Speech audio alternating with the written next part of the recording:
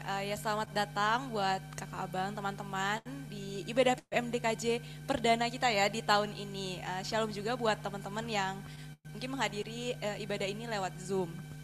Ya kita bersyukur kita bisa kembali berkumpul di tempat ini. Aku mau mengundang kita semua untuk boleh bangkit berdiri. Kita akan menyapa dalam pujian It's Good to See You Here With Me.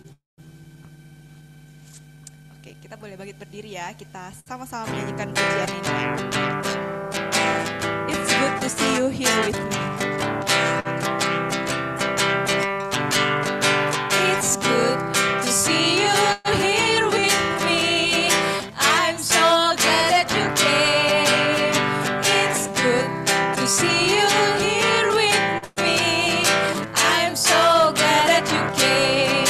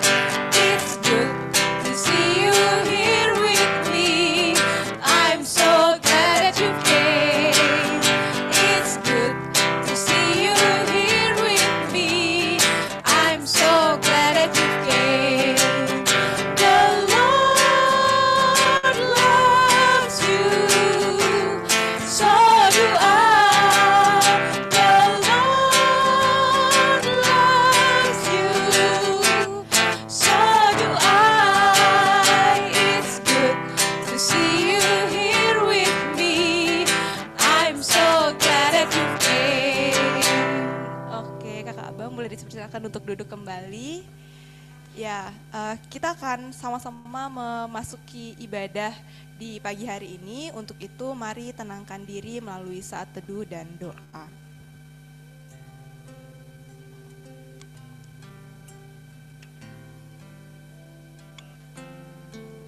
Mari bersatu di dalam doa. Ya Allah Bapa kami yang berada dalam kerajaan surga, mengucap syukur ya Tuhan kalau Engkau boleh mengumpulkan kami di tempat ini, baik di Perkantas Pintu Air maupun melalui Zoom. Kiranya Tuhan yang boleh memimpin ibadah ini dari awal pertengahan hingga akhirnya. Berdoa Tuhan bagi setiap daripada kami, kiranya kami pun akhirnya boleh menikmati persekutuan ini, boleh menerima kembali kebenaran firman Tuhan dan boleh disegarkan kembali. Menyerahkan ibadah ini ke dalam tangan pengasihan Tuhan, hanya dalam nama Tuhan Yesus Kristus kami berdoa. Amin. Ya, teman-teman, kita tanpa terasa sudah melewati tahun 2023.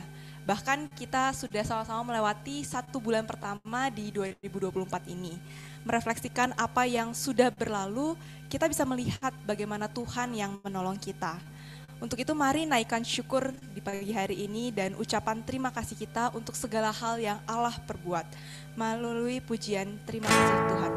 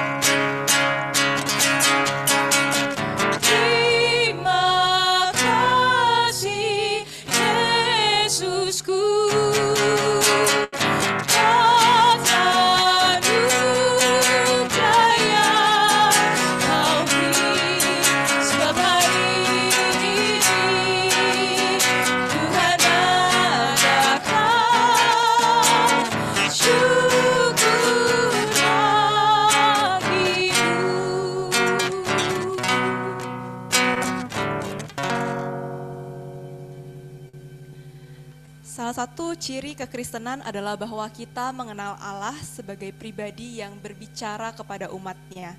Dari Allah Bapa yang berfirman dalam penciptaan, Allah yang berfirman melalui firman hidup yakni dalam pribadi Yesus Kristus, serta Allah yang terus berbicara melalui rohnya dalam firman yang tertulis. Memasuki tahun yang baru, mungkin kita juga sudah membuat resolusi di sepanjang tahun ini.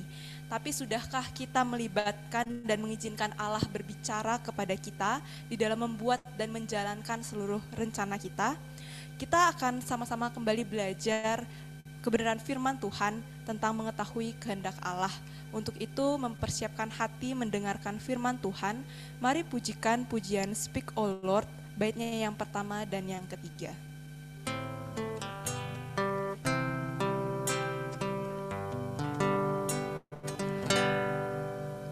Speak, O Lord, as we come to you to receive the food of your holy word.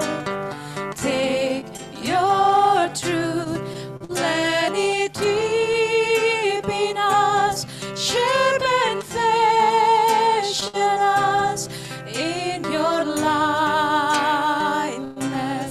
that the light of Christ might be seen today in our acts of love and our deeds of faith. Speak, O Lord, and fulfill in us all your purposes for your glory.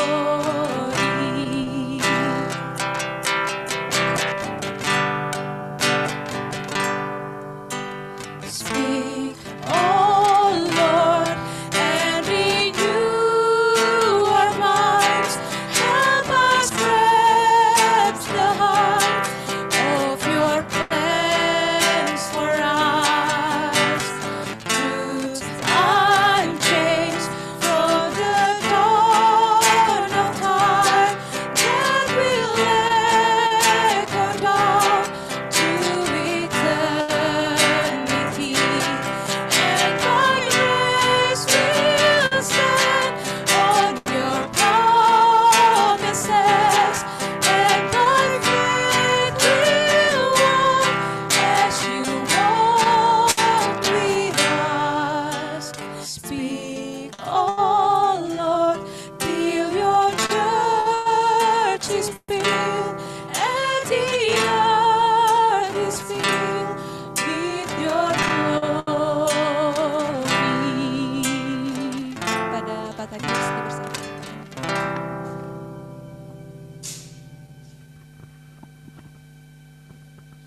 Ya, selamat siang. Mari kita berdoa. Kami sungguh bersyukur Tuhan, siang ini kami kembali, atau pagi siang ini kami kembali dapat berkumpul Tuhan untuk bersama-sama bersekutu dan juga mendengarkan sebagian firman-Mu. Kiranya Tuhan akan berkati baik yang hadir onsite maupun yang online. Bersama-sama Roh Kudus akan bekerja menolong baik hamba yang menyampaikan maupun setiap kami Tuhan yang mendengarkan dan yang merenungkannya. Sehingga kami rindu kami tidak hanya menjadi pendengar firman, tapi juga kami rindu kami adalah pelaku firman. Dengarlah doa kami Bapa, kami panjatkan hanya dalam nama Tuhan Yesus, Tuhan dan Juru Selamat kami yang hidup. Amin. Selamat pagi. Ya, pagi ini kita akan bahas satu topik, yaitu mengetahui kehendak Allah. Ini satu topik yang mungkin dari saya mahasiswa sudah pelajari, tapi makin dipelajari itu makin sadar bahwa topik ini sangat penting untuk kita pahami gitu ya. Dan rasanya nggak banyak pembelajaran ataupun penekanan ke masalah ini gitu ya, kurang. Saya kira gereja mesti lebih serius masalah topik ini, mengetahui kehendak Tuhan. Next. Ya, di MHB ada tertulis, mungkin bab 10 kalau nggak salah ya, seingat saya, MHB kalau teman-teman yang udah pernah pakai, ada tertulis kurang lebih ya, saya nggak quote persis. Ada 2 keputusan penting yang perlu kita ambil dalam hidup ini. Yang pertama adalah untuk menerima Kristus sebagai Tuhan dan Juru Selamat kami. Yang kedua adalah pernikahan. Siapa yang akan kita nikahi? Kenapa 2 keputusan ini penting. Memang waktu saya mahasiswa baca ini, wow, berarti pernikahan penting juga ya. Selain terima Tuhan Yesus, yang kedua ini. Tapi yang pertama mungkin kita udah setuju, tapi hari ini kita nggak bahas yang kedua ya. Justru kita bahas yang pertama, kenapa itu penting gitu. Menerima Kristus sebagai Tuhan dan Juru Selamat, dan pernikahan kita, siapa yang akan kita nikahi. Mengapa itu penting? Karena itu pertama menyangkut hidup yang kekal, yang kedua menyangkut nggak boleh cerai sama pasangan itu seumur hidup kita. Jadi saya mikir benar juga ya. Sebab yang lain misalnya kerja, kita masuk ke rumah sakit Siloam, tapi kita rasa kayaknya bukan pimpinan Tuhan, kita bisa keluar, betul nggak bersalah keluar. Tapi kalau kita udah nikah, ya salah ya milih ya, terus mau cerai gitu, nggak bisa. Firman Tuhan bilang apa yang udah dipersatukan jangan ceraikan manusia. Jadi saya pikir benar juga ya, serius juga. Walaupun seriusnya hanya selama hidup di bumi, sebab kan pernikahan setelah kita mati nggak ada lagi, katanya nanti semua seperti malaikat di surga gitu. Tapi selama di bumi ya berarti saya akan bersama dia seumur hidup. Dan kalau indah sekali kayak surga atau kayak bumi lah, ya kalau jelek sekali kayak neraka, setengah mati gitu. Jadi ya serius, perlu serius doa itu. Namun kita juga hadapi tentang kerja sebagai apa. Tentu ini juga nggak bisa kita sembarangan. Kita juga kalau udah milih karir, nanti tengah jalan kita rubah-rubah, itu juga akan buang-buang waktu sih. Nggak berdosa, tapi berbuang waktu, buang-buang energi kita, ya kan jadi banyak juga kebingungan dan seterusnya. Jadi yang ketiga saya rasa ini penting juga, masalah mencari kehendak Tuhan dalam hal kerja. Jadi di mana kita mau kerja, ya kan kita mau di rumah sakit pemerintah, rumah sakit swasta, di kota besar atau kota kecil, ya kan sebagai apa, klinisi atau sebagai manajerial. Kalau saya senang administrasi, senang leadership, mungkin saya ambil Mars. Saya nggak akan ambil spesialis mata atau apapun, karena saya nggak klinisi. Hati saya lebih ke bagaimana supaya mengelola rumah sakit ini bisa baik, melayani liban pasien dengan baik. That's good juga, karena dibutuhkan. Bahkan sekarang banyak rumah sakit yang maju karena dapat direktur yang bagus. Kalau direkturnya buruk, rumah sakit itu bleeding, rugi terus, karena nggak bisa kelola gitu. Dokter, apalagi kalau dulu parah banget, sering-sering direktur spesialis. Nah biasanya spesialis mana ngerti tentang ngelola rumah sakit, betul nggak? Tentang ngelola uangnya segala macam, parah, banyak bleeding ya kan. Sekarang tuh hebat banget rumah sakit untung. Yang pertama saya dengar untungnya besar sampai triliunan, itu Undip. Bayang Undip. Apa namanya rumah sakit apa tuh Undipnya di sana? Kok saya lupa namanya? Iya, Karyadi yang di Semarang itu katanya untungnya triliunan, hebat ya.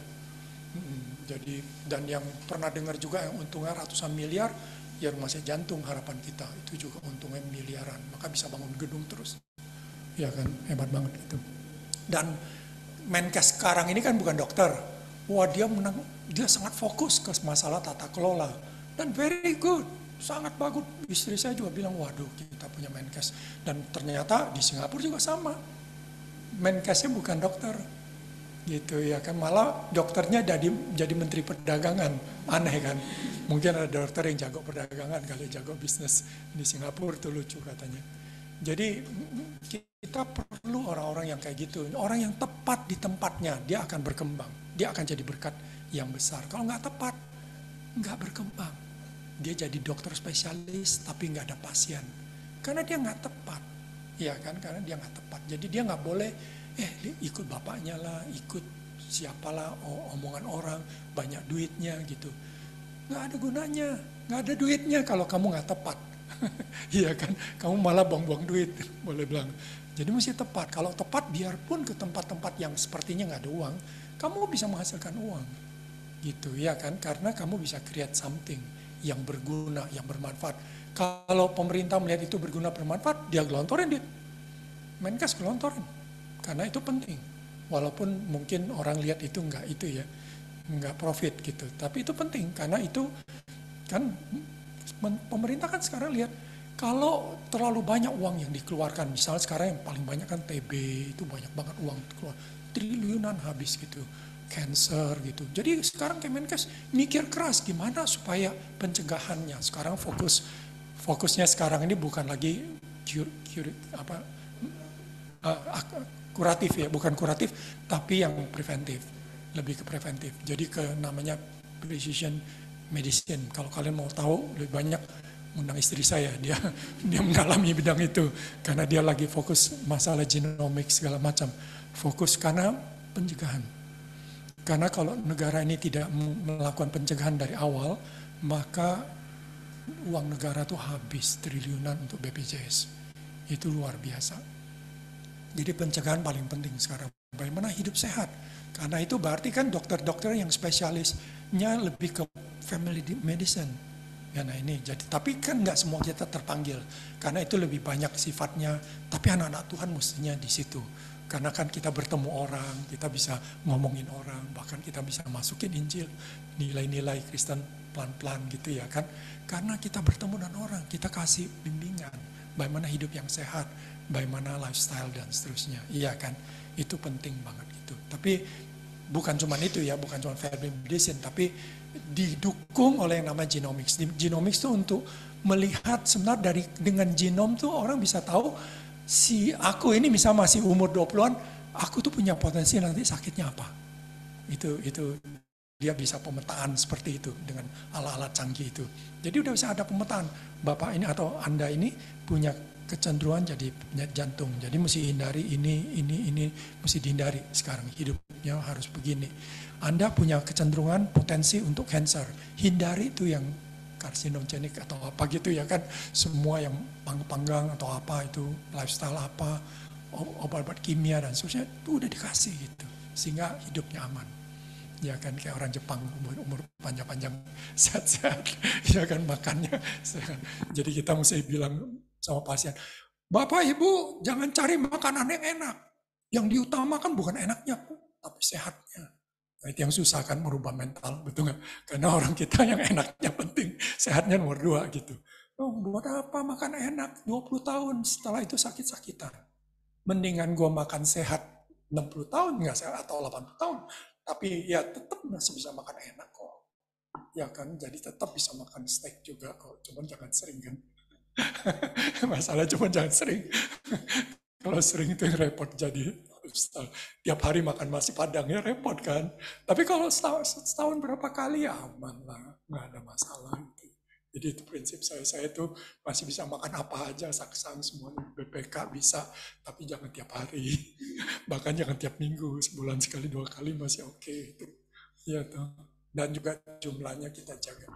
Ya, jadi kita fokus sekarang bagaimana bisa tahu kehendak Tuhan untuk masalah semua ini gitu ya. Ini yang penting kita mau dalami. Yang pertama kita akan lihat dulu tentang kehendak Allah. Next. Jadi kehendak Allah, saudara, itu ada dua macam kehendak Allah. Yang pertama disebut God's sovereign will. Ya, God's sovereign will. Yang kedua God descriptive will. Saya agak sulit cari bahasa Indonesianya, mungkin kedaulatan kehendak Allah. Ada juga yang bilang kehendak Tuhan yang berdaulat. Kehendak Tuhan yang berdaulat, jadi yang mana memang agak sulit ya. Yang mana yang paling utama. Kehendaknya yang deskriptif, ya itu mungkin lebih tepat. Tapi kehendaknya yang berdaulat juga bisa sih. Kehendaknya yang berdaulat. Ya, jadi God's sovereign will. Nah, God's sovereign will itu adalah kehendak Tuhan yang kita nggak bisa ubah sama sekali. Sangat tidak bergantung pada kita. Itu bergantung pada Allah. Kalau Allah sudah putuskan sesuatu, dia tidak akan berubah walaupun kita menginginkan berubah. Tapi Tuhan sudah, itu kedaulatan Allah. Jadi itu sovereignnya Allah. Ya, misalnya Tuhan menyatakan bahwa Yesus harus mati di kayu salib gitu. Walaupun Yesus berdoa, jangan kehendakku jadi, kehendakmu jadi. Dia pengennya dia kalau bisa lalukanlah cawan itu daripadaku. Tapi akhirnya juga Yesus menyadari kehendak Bapa itu sovereign. Itu nggak bisa diubah. Sehingga akhirnya Yesus berkata, jangan kehendakku yang jadi, kehendakmu lah. Yang jadi itu the sovereign will of God. Nggak bisa dirubah gitu. Itu kehendak Tuhan yang utama itu. Ya, ini yang pertama itu sangat bergantung. Tapi yang kedua, deskriptif, aspek lain dari kehendak Allah adalah apa yang dia minta agar umatnya lakukan. Jadi ini kehendak untuk kita. Nah, kalau kehendaknya untuk kita, tentu ada pilihan kita untuk mentaati atau tidak. Ya kan? Misalnya Tuhan kehendaki kita hidup kudus, tapi kita bisa enggak. Betul enggak? Tuhan kehendaki kita menikah dengan seiman, kita tentu bisa memilih tidak. Ya kan, itu namanya descriptive will. Nah, tentu yang kita nggak bisa bahas yang pertama, cuman kita tahu bahwa ada yang pertama. Cuma yang pertama tuh menarik, sebab kalau pertama tuh banyak di Alkitab. Misalnya di Roma 8, Rasul Paulus tulis bahwa baik itu maut, baik itu hidup, baik itu malaikat, baik itu apa, semua tidak bisa memisahkan kita dari kasih Allah. Betul nggak? Itu the sovereign will of God. Dan itu sangat memberi kepastian pada kita. Sekalipun kita jatuh dalam dosa, sekalipun kita berbuat salah, tapi ingatlah, tidak akan memisahkan kita dari kasih Allah.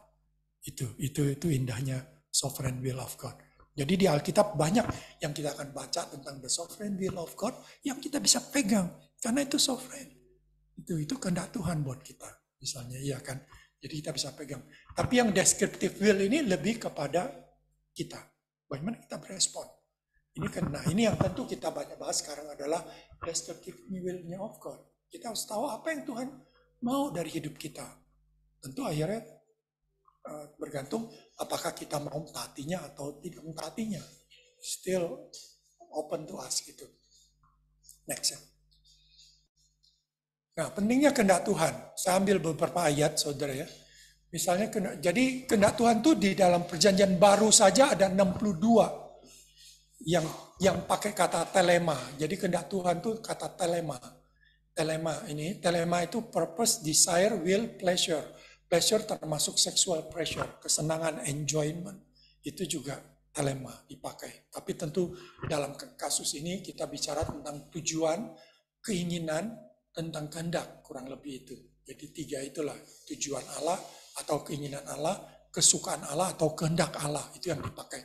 Nah yang 2-nya sampai 64, yang 2-nya itu sifatnya plural. Jadi telemata.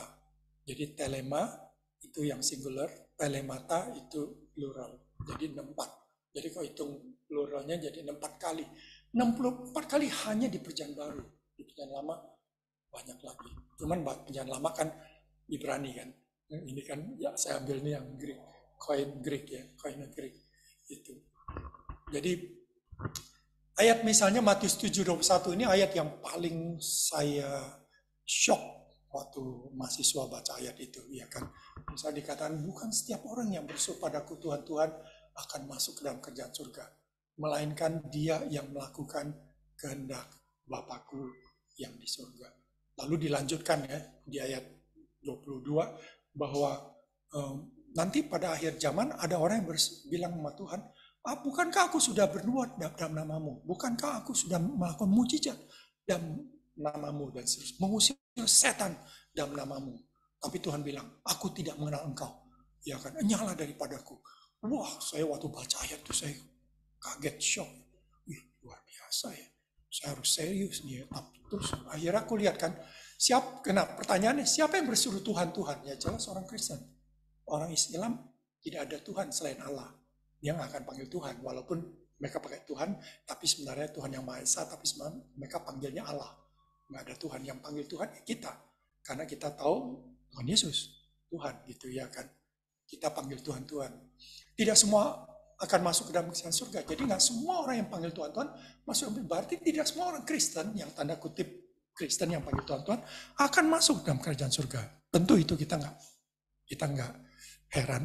Karena jelas, karena ada Kristen KTP, segala macam, betul. Kita tahu nggak akan semua.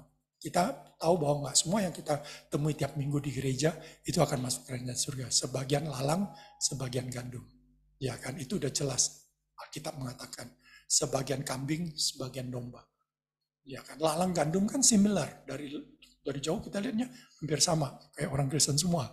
Pakai salib lagi, haleluya lagi kata-katanya. Ya kan, melayani lagi, aktif melayani. Tapi genuinnya bukan. Yang mana yang genuine, mana yang tidak, ya kan? Nah di sini kita mesti sadar gitu. Lalu siapa yang bisa masuk ke surga?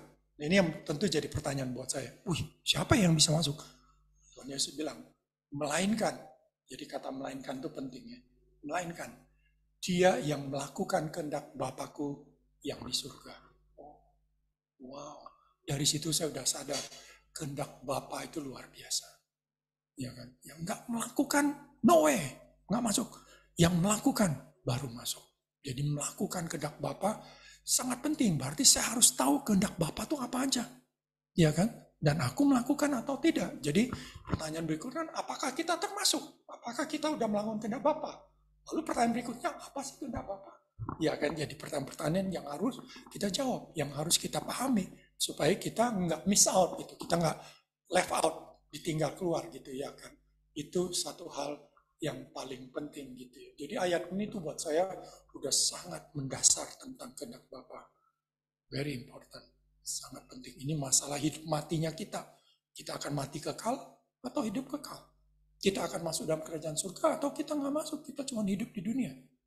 Atau nanti masuk ke dalam neraka. Kita nggak masuk kerajaan surga gitu. Jadi ini Matius 7:21 menjadi dasar yang kuat sekali tentang pentingnya melakukan kehendak Bapakku yang di surga. Next.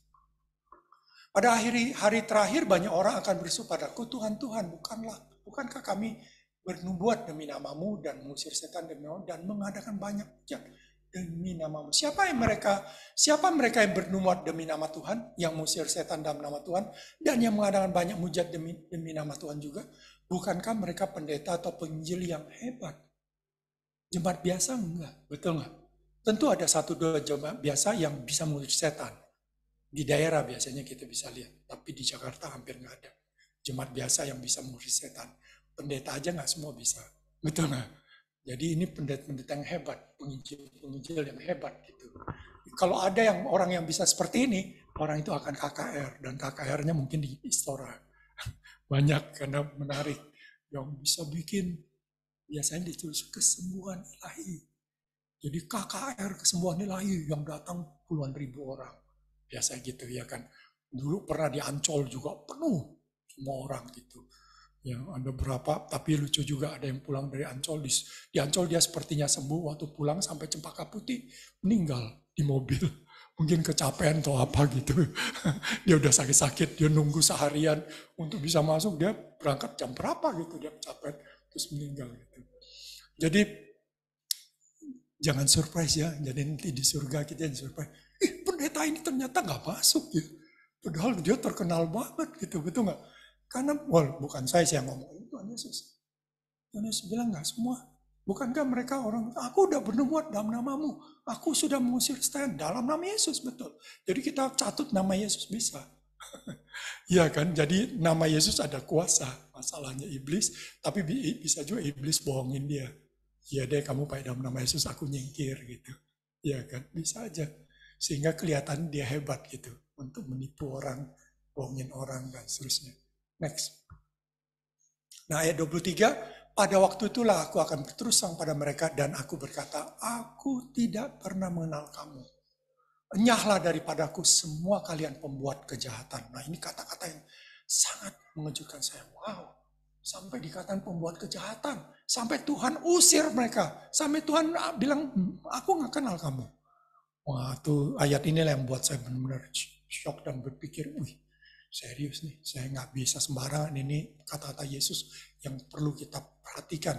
Ya, jadi ini pernyataan yang mengejutkan. Aku tidak mengenal engkau, nyala daripada aku pembuat kejahatan. Ya, pembuat kejahatan sini, kalau saya lihat dari beberapa versi Alkitab, lawlessness artinya tidak punya hukum, ya tanpa hukum, sepertinya lawbreakers, melanggar hukum, iniquity, membuat kesalahan, kurang lebih itu. Ya kan, jadi ada beberapa penafsiran dari kata-kata lawlessness gitu. Apa maksudnya? Bukankah Allah Maha Tahu? Ya kan, dia Maha Tahu, dia Maha Kenal. Masa dia nggak kenal? Ya kan, yang datang gereja dia nggak kenal? Kenal. Jadi kata-kata aku tidak mengenal engkau itu bukan masalah aku tidak kenal. Oh ini Joey, ini si siapa itu ya misal.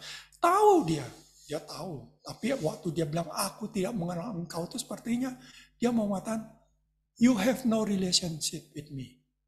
Gitu. You are not my friend. Yeah, you are not my disciple. No. I don't know you. You are outside. Gitu, kira-kira begitu. Itu yang Yesus mau katakan. Jadi bukan masalah tidak mengenal, tahu namanya, tahu siapa dia, hidupnya. Justru dia tahu siapa dia, bahwa dia nggak bilang to Jesus. Maka aku tidak mengenal engkau tuh artinya kamu tuh excluded from me. Excluded. Mungkin kita terasa agak harsh ya Tuhan Yesus? Menurut saya enggak. Fair dong. Ya kan, kalau memang dia nggak punya relationship, ya kan, fair kan. Selama ini dia pakai namaku, cari keuntungan pakai namaku, tapi sebenarnya dia nggak melakukan apa yang aku mau. Ya kan, emangnya dia cari kehendakku? Enggak. Dia cuma cari kehendaknya. Ya kan, makanya kita nggak heran kan ada pendeta yang kita kagum banget, khotbahnya bagus banget. Waktu dia meninggal baru kita terbuka bahwa hidupnya sangat buruk sekali, main perempuan lah segala macam, betul nggak? Waduh, benar juga ya. Akhirnya saya pikir kita itu ya orang-orang yang melayani itu hamba Tuhan, termasuk kita orang Kristen, kita tuh pinter loh kadang-kadang. Pinter apa? Pinter niru sebenarnya. Pinter niru. Jadi jangan lupa, kadang-kadang saya juga takut nih sama anak saya, sama cucu saya. Jangan-jangan dia jadi Kristen karena niru toh. Gitu. Bisa nggak? Sangat bisa. Niru berdoa, niru ngomongnya, semua. Dan nirunya semua niru yang Kristen. Jadi dari luar semuanya Kristen gitu. Tapi inside, no. Itu yang problem. Gitu. Makanya kalau kita baca perjanjian baru, selalu Yesus selalu melihat tuh ke dalam hati. Dia nggak lihat cuman dari luar. Dari outside. Ya kan, dari outer kita. Tapi inner kita, inner heart kita. Di hati kita yang paling dalam, di batin kita. Karena disitulah, kata firman Tuhan, disitulah terpancar hidup kita. Apakah hidup kita memang punya relasi dengan Tuhan atau tidak? Yaitu itu dari hati kita. Dari motivasi kita. Sebenarnya kita melayani untuk Tuhan atau untuk diri kita. Kita melayani itu Tuhan atau kita hanya takut akan Tuhan. Ya kan? Tapi kita nggak mengasihi Tuhan misalnya.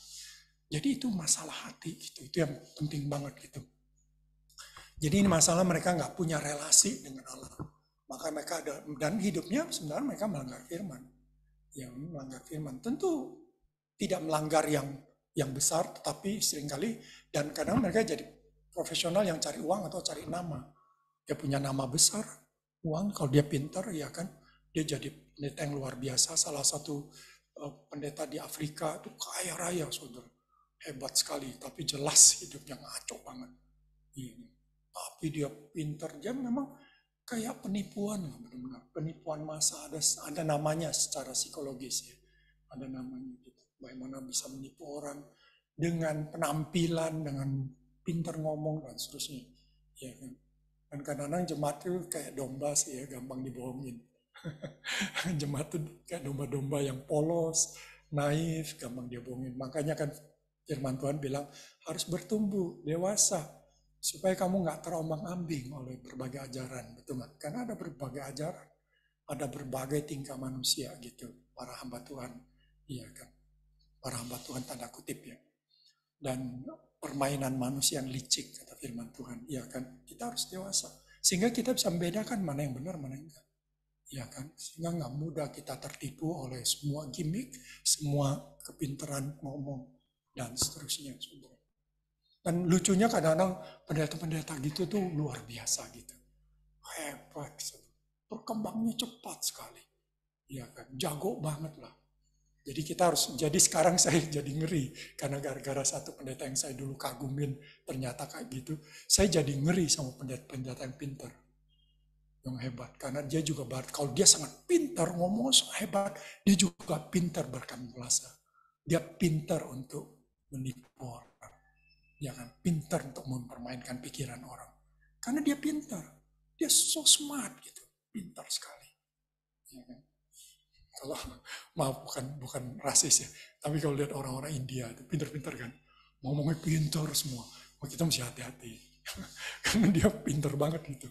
Memang dia udah train gitu. Di Alkitab sih Paulus juga bilang, Paulus juga ngalamin seperti itu waktu di pelayanan di Korintus, dia ngalamin bagaimana ada orang-orang yang trained speaker. Kalau di NIV dia bilang trained speaker. Jadi pembicara yang sudah terlatih untuk menyampaikan firman dengan bagus.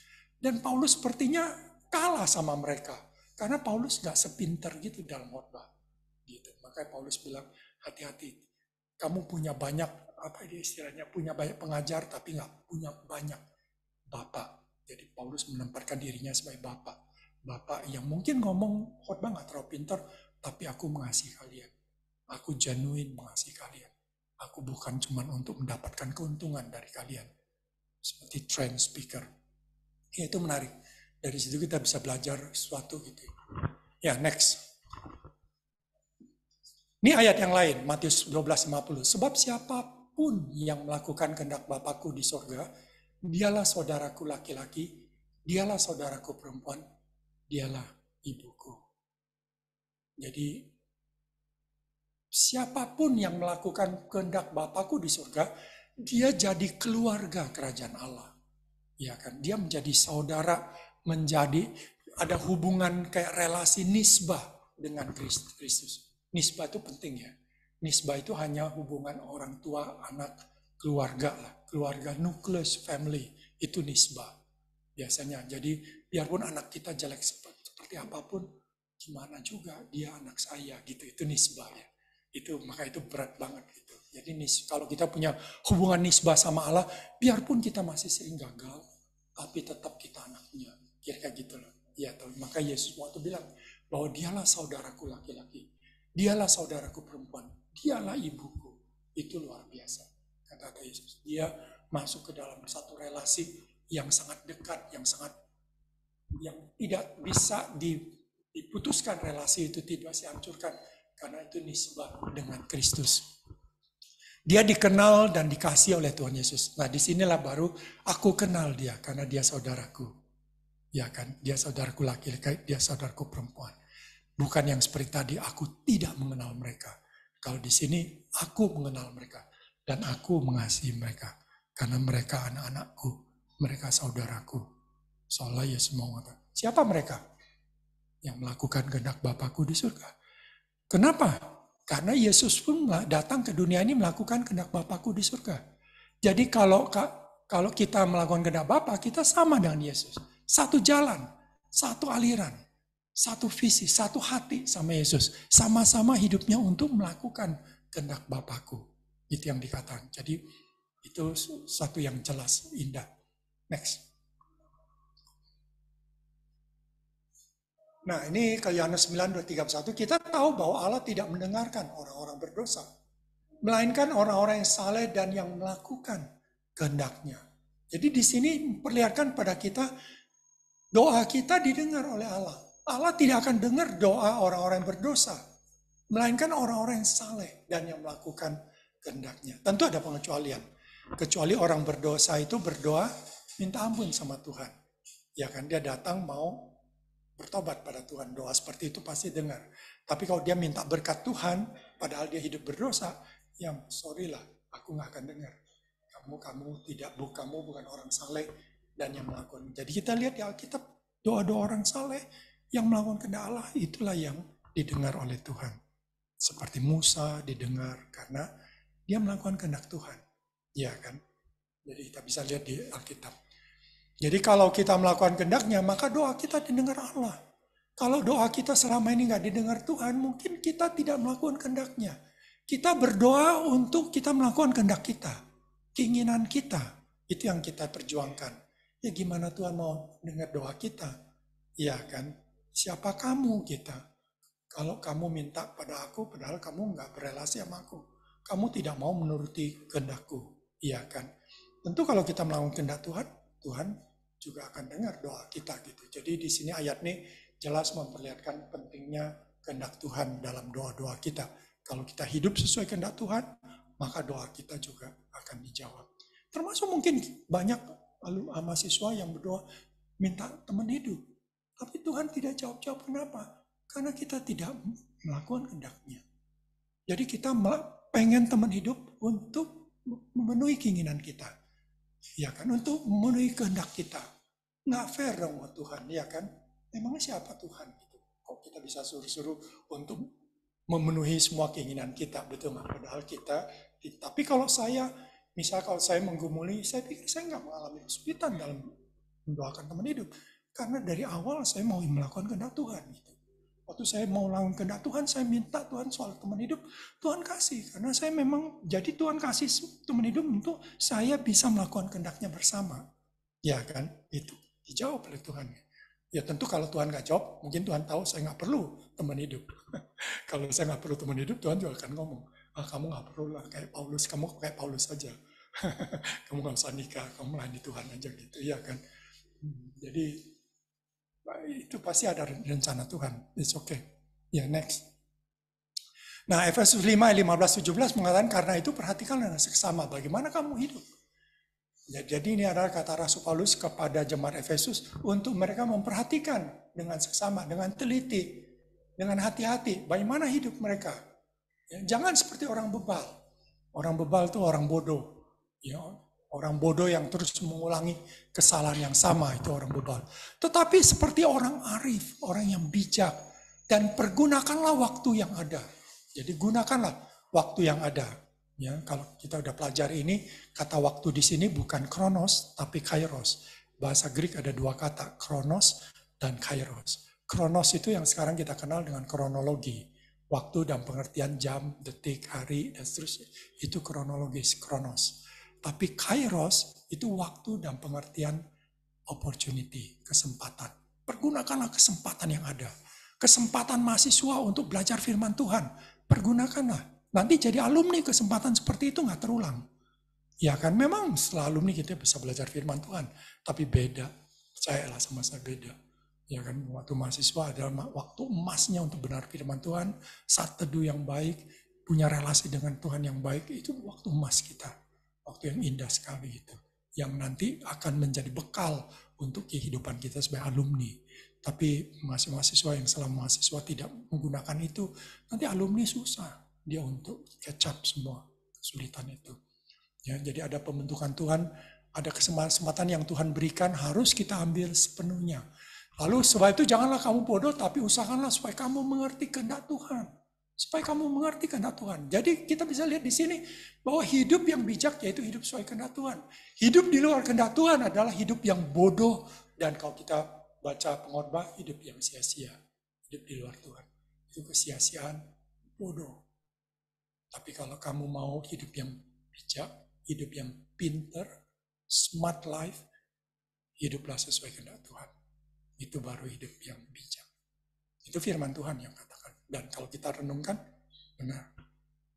Benar. Kalau kita pikir-pikir kehendak Tuhan itu yang terutama dalam hidup ini, dalam alam semesta ini, maka kalau kita hidup di luarnya, bodohlah kita. Ya kan? Bodoh gitu. Tapi kalau kita hidup dalam kehendak Tuhan, maka kita very smart. Ya. Kita nggak perlu smart dalam segala hal, tapi kita harus smart dalam hal seperti ini. Supaya hidup kita nggak sia-sia gitu. Ya. Jadi ini penting banget untuk kita miliki bagaimana kita bijak dalam hidup ini. Kehendak Tuhan. Next. Nah, keabadian kehendak Tuhan. Dia 1 Yohanes 2:16, maksudnya ayat 15, tapi kebanyakan saya mulai dari 16. Sebab semua yang ada dalam dunia, yaitu keinginan daging, keinginan mata, serta keangkuhan hidup, kesombongan hidup, bukanlah berasal dari Bapa, melainkan dari dunia. Dan dunia ini sedang lenyap dengan keinginannya, dengan kehendaknya akan lenyap. Tetapi orang yang melakukan kehendak Allah tetap hidup selama-lamanya. Bukankah keabadian kehendak Tuhan? Jadi kalau kita melakukan kehendak Tuhan, kita hidup selama-lamanya. Kita abadi. Kita nggak akan lenyap seperti dunia yang ada ini. Tapi di luar kehendak Tuhan, kita akan lenyap. Semua vanish. Gitu. Tapi dalam kehendak Tuhan, punya nilai yang kekal. Walaupun mungkin yang kita lakukan sama. Sama-sama jadi dokter gigi dalam bidang apa, jadi perawat dalam bidang apa. Tetapi nilainya, ya kan, nilai kita yang kita lakukan itu abadi. Karena kita melakukannya dalam kehendak Tuhan, dalam kehendak Bapa gitu. Itu sangat penting. Ya, jadi karena itu kita lihat kehendak Tuhan luar biasa pentingnya. Next. Kehendak Tuhan secara umum, jadi apa sih kehendak Tuhan secara umum? Banyak sih, tapi saya cuma kasih beberapa contoh aja ya. Misalnya, mentaati firman Tuhan, itu kehendak Tuhan pasti. Dari awal kan, jadi Tuhan ingin kita mentaati. Dari Kejadian 3 udah kita lihat bahwa kalau kita nggak mentaati, itu yang disebut dosa. Ya kan, dan dosa bukan kehendak Tuhan. Ya kan, itu bukan kehendak Tuhan. Kehendak Tuhan adalah kita hidup tidak berdosa. Untuk tidak berdosa, kita harus hidup sesuai dengan kehendak Tuhan. Ya kan. Termasuk dasar hukum Allah, 10 hukum Allah yang penting. Jangan berzina, jangan semua itu kehendak Tuhan. Melanggar itu berarti kita udah hidup sesuai kehendak Tuhan. Lalu yang kedua, Yohanes 6:29 dikatakan, kehendak Bapa, melakukan kehendak pekerjaan Bapa adalah percaya kepada Dia yang diutus oleh Bapa. Percaya kepada Yesus yang diutus oleh Bapa. Jadi nggak heran tadi kalau dibilang bahwa tidak semua orang berseru padaku Tuhan Tuhan akan masuk dalam kerajaan surga. Melainkan mereka yang melakukan kehendak Bapa. Karena termasuk ini, yaitu percaya pada Yesus itu kehendak Tuhan. Ya kan, kalau kita nggak percaya pada Yesus, ya jelas dong kita masuk kerajaan surga. Iya kan? Karena salah satu yang penting dalam hal kehendak Tuhan yaitu kita harus percaya pada Tuhan Yesus. Bahkan Yesus berkata waktu Yesus baptis, inilah anakku, kepadalah dia, inilah anakku yang kukasihi, kepada dialah kamu harus dengarkan. Gitu. Di satu bagian dengarkan, tapi yang lain kepada dialah aku berkenan. Ya kan? Jadi jelas bahwa percaya pada Yesus itu penting. Gitu. Kalau kita nggak mau percaya pada Yesus, kita tidak hidup sesuai dengan kehendak Tuhan. Karena itu kehendak Tuhan, kehendak Bapa supaya kita percaya kepada Dia yang Bapa utus, yaitu Yesus Kristus. Lalu ada mandat umum Allah, ya di Kejadian 1:28, ya di mana Allah berfirman bahwa beranak cuculah, penuhilah bumi, tundukkanlah bumi dan seterusnya, ya kan? Itu adalah mandat umum Allah.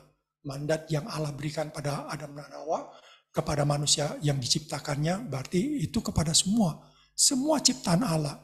Tentu generasi berikutnya dan seterusnya, ini mandat untuk semua. Dan mandat ini udah tertanam di dalam diri kita, bahwa kita semua orang-orang lahir yang masih normal ya, kecuali yang nggak normal. Kalau dia masih normal, dia pasti ingin punya keluarga, punya anak, betul nggak?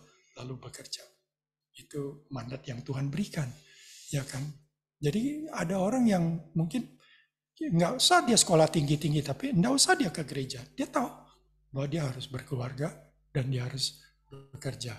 Jadi ini udah Tuhan berikan secara intrinsik di dalam setiap kita, ya dalam tubuh, dalam diri kita secara manusia, dan yaitu bekerja dan berkeluarga. Lalu kita tahu ada mandat pemuritan, tentu ada tambah lagi mandat sosial, misalnya tentang Yesus berkata bahwa waktu aku di penjara, waktu aku sakit, kamu tidak mengunjungi aku, waktu aku nggak punya pakaian, ya kan? Itu sebagian orang menganggap itu adalah mandat sosial Tuhan. Cuma walaupun itu nggak ada kata mandatnya, nggak ada perintahnya. Cuma itu satu perumpamaan perlihatkan pada kita pentingnya kepedulian sosial, ya kan? Itu termasuk dalam panggilan kita gitu. Jadi mandat pemuritan, pergilah jadikanlah semua bangsa muridku. Itu jelas kan? Perintah, pergilah jadikan semua bangsa muridku, itu mandat pemuritan. Itu tentu Tuhan ingin kita lakukan. Bagaimana kita lakukan, tiap kita mungkin berbeda panggilannya. Tapi setiap kita terlibat di dalam dua mandat utama ini gitu. Lalu firman Tuhan, kehendakku adalah pengudusanmu. Jadi hidup dalam pengudusan. Dan diperlihatkan sih, jauhilah percabulan. Ya, itu satu, bahwa kita harus hidup dalam pengudusan. Lalu 1 Yohanes 5:18, mengucap syukur dalam segala hal, karena inilah kehendak Allah bagi kamu melalui Yesus Kristus. Ya kan? Jadi ini kehendak Tuhan untuk mengucap syukur. Jadi dari perjanjian lama kita udah lihat Tuhan gak suka banget orang yang bersungut-sungut. Orang yang suka mengeluh, bersungut-sungut. Tapi Tuhan ingin kita mengucap syukur. Jadi salah satu ciri anak Tuhan yang melakukan kehendaknya itu kita mengucap syukur. Mengucap syukur kalau banjir. Mengucap syukur kalau panas. Mengucap syukur kalau kita lagi nggak punya uang. Tetap mengucap syukur, jangan ngomel-ngomel. Ya kan, mengucap syukur. Karena kita punya Bapa di surga. Ya kan, tetap mengucap syukur. Mengucap syukur karena Anda nggak lulus. It's okay. Temannya Kak Lydia bilang, kalau dia nggak lulus ya berkali-kali.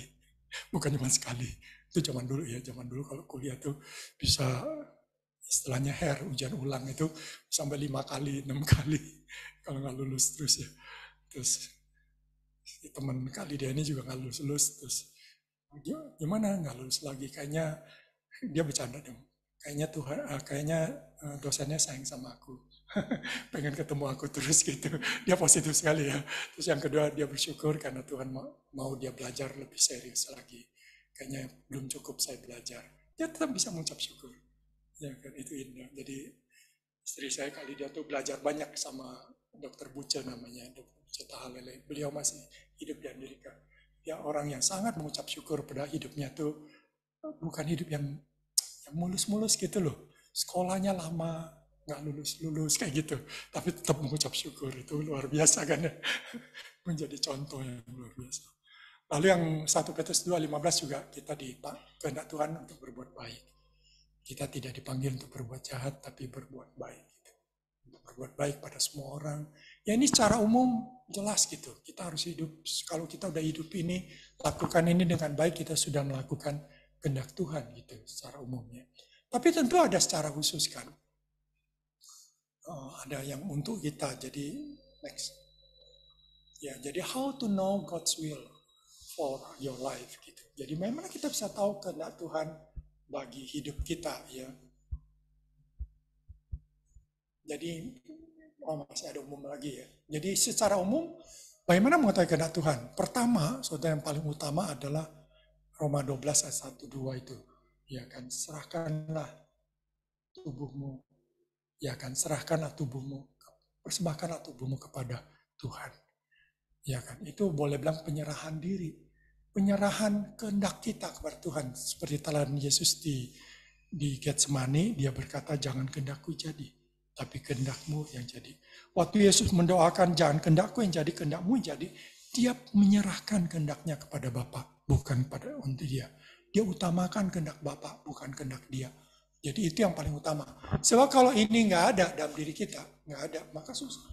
Susah kita mau utamakan kehendak Tuhan. Kita harus memang dari awal, kita udah mesti bilang, Tuhan, aku serahkan diriku pada Engkau. Hidupku semuanya pada Engkau. Apa yang Engkau kehendaki itulah yang aku akan hidupi. Itu the first step. Saya ingat waktu saya mahasiswa juga, itu the first step for me. Aku mesti serahkan. Aku nggak boleh, aku mesti hilangkan semua cita-citaku. Pengen jadi insinyur di mana, kerja di mana. Erase semua. Sekarang dengan blank check, Tuhan, kamu yang tulis. Apa kehendakmu bagi hidupku? Apa rencanamu bagi hidupku? Baru bisa. Kalau enggak, susah. Kadang-kadang kita masih mau melakukan kehendak Tuhan, tapi kita juga mau melakukan kehendak kita. Jadi kita mau double mind gitu. Berdiri di dua tempat. Ya kan? Kehendak Tuhan juga, tapi kehendak kita juga. Susah. Ya kan? Nggak berkenan, karena Tuhan bilang, aku nggak berkenan pada yang mendua hati. Kalau mau sepenuh hati, maka Alkitab kan banyak bicara sepenuh hati. Kasihilah Tuhan dengan segenap jiwamu, sepenuh hatimu, bukan setengah hati. Nggak bisa. Jadi itu step pertama yang paling sulit. Dan tentu buat saya untuk sampai ke step itu, saya bergumul beberapa bulan, sampai satu hari saya berlutut di tempat tidur, saya bilang, Tuhan, I give my life to you. Ada lagu yang indah ya, I offer my life to you. Indah didengar, tapi sulit dilakukan. Ya, I offer my life to, benar-benar offer. I give my life to you. Bukan. My life is not mine, is you. Karena hidupku sudah ditebus oleh darah Kristus. Ya kan? Karena aku hidupnya sia-sia. Karena aku, takdirnya masuk neraka.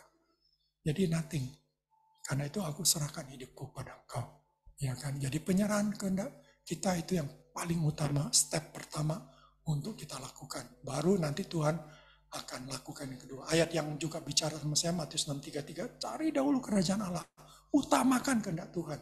Utamakan kerajaan Allah itu berarti utamakan kehendak Tuhan dan kebenarannya. Maka semuanya itu akan ditambahkan Tuhan. Tuhan akan berkati, Tuhan akan sertai, Tuhan akan pimpin. Dan saya lakukan ayat ini. Benar. Semua Tuhan cukupkan, Tuhan tambahkan. Karena saya cari dahulu kerajaan Dia. Saya utamakan dulu kerajaan Dia.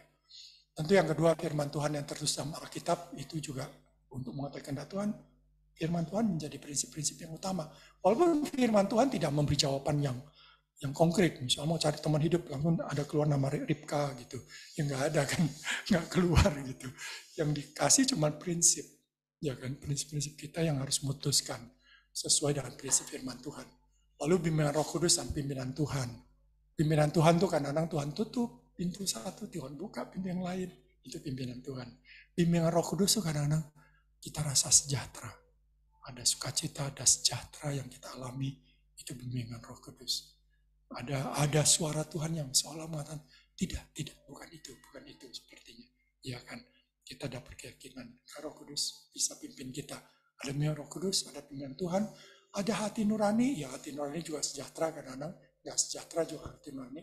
Akal sehat atau hikmat itu juga penting. Kita perlu hikmat untuk mengetahui kehendak Tuhan. Masukan orang lain, khususnya tubuh Kristus juga penting. Biasanya untuk peneguhan. Ya, kita nggak lebih utama langsung cari dari orang lain, tidak. Kita cari dari firman Tuhan, cari dari Tuhan, berdoa dulu gitu. Ini biasanya untuk peneguhannya.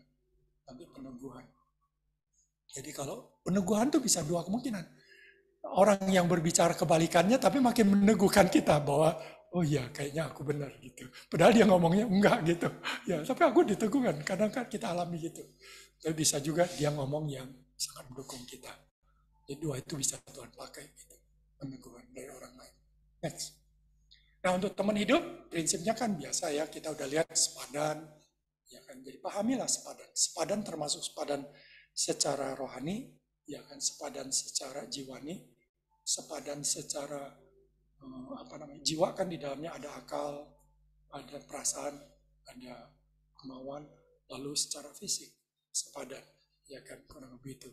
Lalu seiman, ya dia harus seiman gitu ya.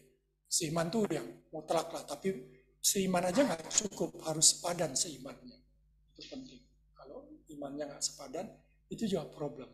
Walaupun seiman, sama-sama Kristen, tapi harus padan juga. Jadi harus dewasa, monogami, ya kita nggak ada poligami, kita prinsipnya adalah monogami. Jadi cuma satu istri, satu suami, harus lain jenis, laki-laki dan perempuan, bukan laki-laki dan laki-laki, bukan perempuan dan perempuan, tapi kan laki-laki dan perempuan, jelas kan, lain jenis gitu. Dan sampai mati, hanya maut yang memisahkan, sifatnya permanen selama hidup di dunia. Ya kan, itu prinsip Alkitab. Lalu menjadi teman hidup kita, jadi partner kita. Ya kan, makanya ada orang bilang bahwa teman dekat kita itu kadang-kadang cocok untuk teman hidup kita. Jadi yang kita udah bisa berteman bertahun-tahun gitu, itu harus kita pertimbangkan. Jangan-jangan dia bisa jadi suami atau istri kita. Karena kita selama ini udah jadi teman gitu.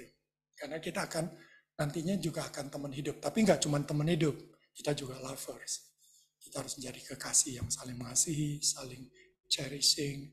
Itu penting gitu ya, kekasih, lovers. Sebab dalam hati kita, setiap kita pengen lovers.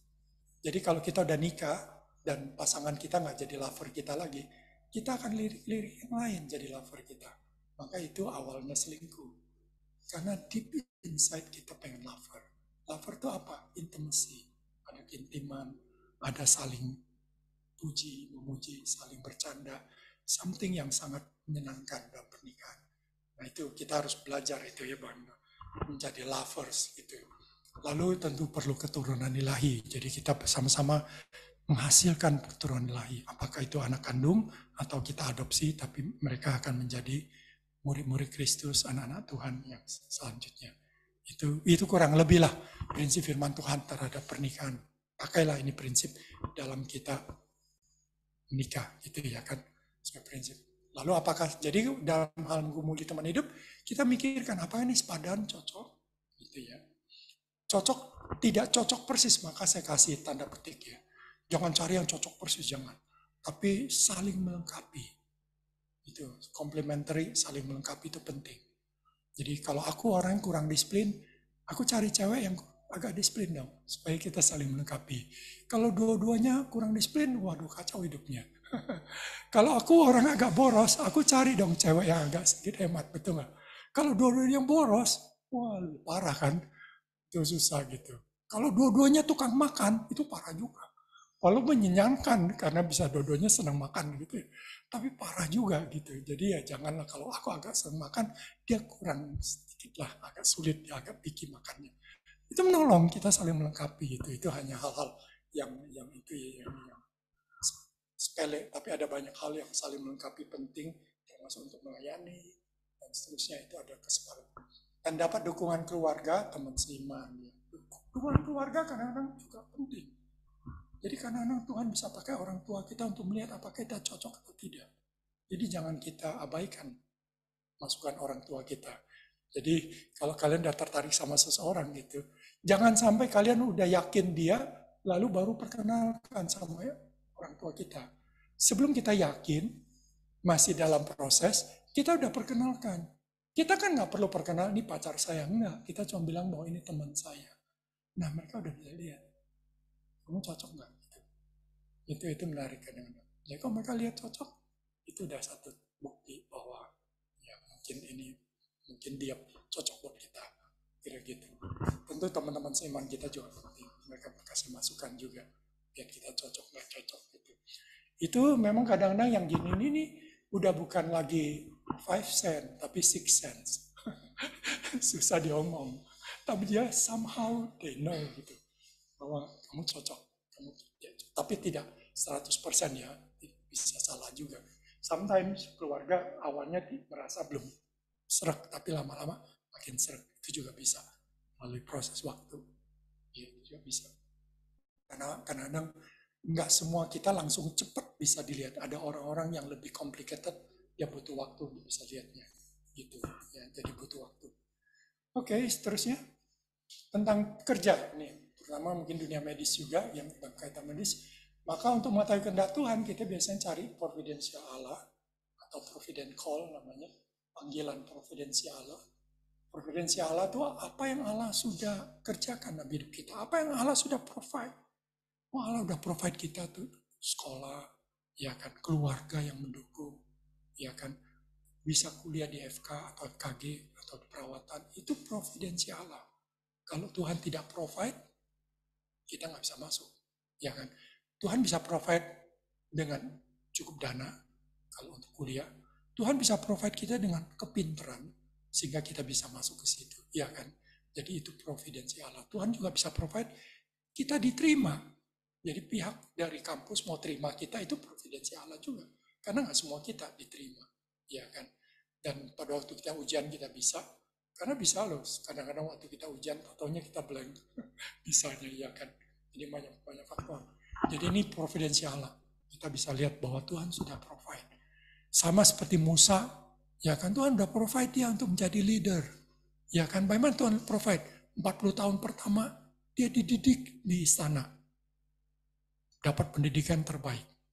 Dalam hal manajerial, organisasi, leadership, military, semua yang terbaik dia udah dapat. Ya kan, 40 tahun pertama karena dia the prince of Egypt. Ya kan?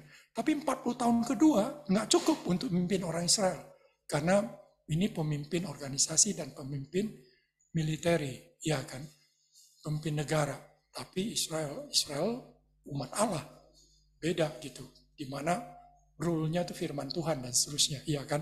Maka yang kedua, 40 tahun kedua, dia mesti dibentuk secara spiritual. Ya, secara spiritual, secara karakter, menjadi orang paling lembut. Dikatakan, ya kan, mungkin sebagai seorang orang tua punya 2 anak itu membentuk pribadi menjadi lebih lembut, ya kan.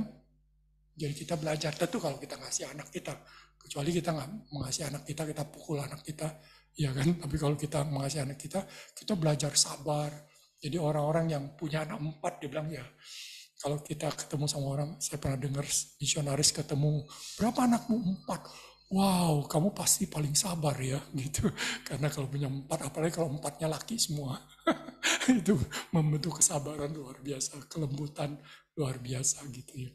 Pernikahan itu juga salah satu pembentukan. Lalu dia seorang gembala. Nah gembala kan, natur gembala itu harus lembut. Kalau kasar ya lari domba-dombanya. Ya kan, dia harus lembut terhadap domba-domba. Dia harus care, dia harus punya perhatian. Tapi dia juga seorang yang strong, untuk mengusir musuh-musuh dan seterusnya, binatang buas dan seterusnya. Jadi kita lihat Musa itu dipanggil Tuhan untuk jadi pemimpin Israel, membawa mereka keluar dari Mesir sampai ke Israel, ke tanah perjanjian. Itu bukan tanpa persiapan, tapi melalui persiapan yang panjang, 80 tahun. Maka hidup Musa kan 120 tahun. Itu bisa dibagi dalam 3 periode 40. Dan 40 tahun terakhir baru dia menjadi seorang pemimpin bagi Israel. Ya. Jadi persiapannya 80 tahun. Luar biasa, saya rasa nggak ada orang sehebat Musa, persiapan 80 tahun. Kita 80 tahun udah mati. Dia baru persiapan 80 tahun. Mungkin kalau kita, ya 20, kalau yang pendek 20, 20, 20. Agak panjang dikit 25, 25, 25 gitu kurang lebih itu ya. Atau 30, 30, 30 itu 90 tahun gitu. Udah hebat lah. Ya atau nggak persis 20, 30, 30, mungkin 20, terus 10, lalu sisanya 40 tahun juga bisa ya. Jadi ada masa-masa pembentukan Tuhan. Jadi sekarang kalian dibentuk melalui kampus, mahasiswa. Apakah kalian setelah ini langsung jadi dokter yang Tuhan kehendaki? Mungkin belum. Mungkin kalian masuk yang tahap pembentukan kedua. Ya kan, pembentukan kedua. Yang kadang-kadang pembentukan kedua itu lebih frustasi. Merasa tidak berguna, kayak mungkin Musa dari istana yang begitu glamor, begitu hebat, jadi seorang gembala di padang gurun. Itu kan frustasi tuh, kayak nggak berguna hidupnya, kayak sia-sia gitu. Tapi itu penting pembentukan dia. Nah, di padang gurun juga membentuk dia untuk hidup bergantung sama Tuhan. Karena kata orang hidup di padang gurun itu sangat bergantung ada hujan atau enggak. Kalau nggak ada hujan mati semuanya, ya kan? Jadi dia bergantung sama Tuhan, bergantung. Kalau orang dunia bilang bergantung pada alam, tapi memang alam kan bergantung pada Tuhan yang punya alam ini. Jadi di situ dia bergantung pada Tuhan, belajar bergantung pada Tuhan gitu. Ya itu providensi Allah ya. Jadi kita kadang-kadang disiapkan Tuhan melalui keluarga, melalui kampus, melalui gereja, melalui PMK, PMDK untuk kita menjadi seorang yang Tuhan sedang siapkan. Itu providensia Allah ya, providence call. Lalu talent call, yang kedua lihat bakat, talenta yang Tuhan berikan pada kita. Bakat yang Tuhan berikan pada kita. Kalau saya punya bakat klinisi, maka saya harus jadi klinisi. Gitu. Lalu bakat klinisi di bidang apa? Nah itu kita mesti cari bakatnya. Waktu kita koas misalnya di banyak tempat gitu, di mana kamu yang paling menonjol? Yang sampai teman-teman tanya ke kamu, sampai dosen memberikan pujian sama kamu kan biasa tahu. Kan pasti kamu nggak menonjol di semuanya, betul nggak? Mungkin ada yang menonjol, ada yang semua bagus lah. Kalau kalian excellent, semuanya kalian bagus. Tapi ada 1-2 yang sangat excellent. Kalau yang lain udah dapat A, ini dapat A+. Excellent banget kan? Nah, kalau udah tahu gitu kan kamu tahu, kamu good at it. Kamu di situ talent kalian. Bakat kalian di situ gitu. Dan waktu kamu kerjainnya tuh nggak ngoyo loh. Kalau ngoyo kan memang hasilnya juga pasti akan excellent, betul nggak? Ini kerjaan biasa aja, tapi hasilnya luar biasa. Berarti itu talent. Ya kan? Sama kalau orang main gitar, kalau punya talent main gitar. Sama-sama coba kumpulin 10 anak kecil, betul nggak? Ajarin mereka yang sama, ya kan? Apakah 10 hasilnya akan sama? Enggak, ada 1-2 yang akan menonjol. Yang bagus sekali mainnya, padahal yang diajarin sama. Betul nggak? Nah itu yang kita bilang talent. Gitu, itu talentnya.